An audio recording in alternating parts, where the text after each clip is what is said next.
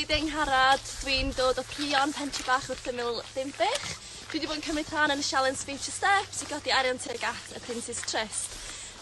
Bore yma dwi'n mynd i gymryd mantais o'r ffaith bod hi'n ddydd Sul ac yn mynd am walk hirach na'r arfer, felly gobeithio nhw chi ymuno â fi.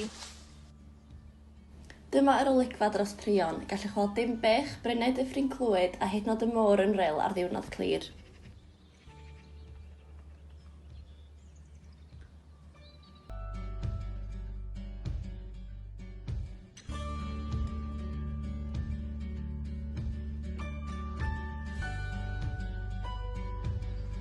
Da ni wedi cyrraedd Llanrhaeadr ac Eglwys Sant Dyfnog.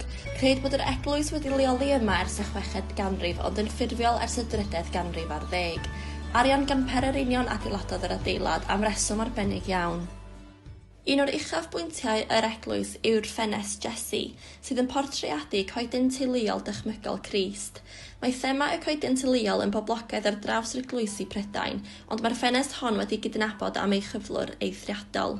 Creid bod y ffenest hefyd wedi ariannu gan Pererinion. Felly beth yn union oedd yn atynu Pererinion i'r ardal? Wel, tu ôl i'r eglwys mae giat yn arwain at afon a llwybr at Rhaeadr. Y gred oedd bod Sant Dyfnog wedi sefydlu wrth ochr y Rhaeadr ac yn ei ddefnyddio i ymdrochi a rhyddhau bechodau yn y dŵr oer.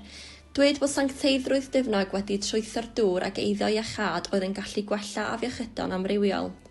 Felly oedd y Rhaeadr yn y safle poblogaidd i Bererinion ymweld â gorwedd yn y pwll. Wel, yn amlwg mae'r pwll yn edrych reit plaen erbyn heddiw, ond cred ar y pryd roedd y pwll wedi leinio gyda mabl a cherfluniau yn ei amgylchynu. Roedd hyd yn oed ystafelloedd newid i'r Pererinion.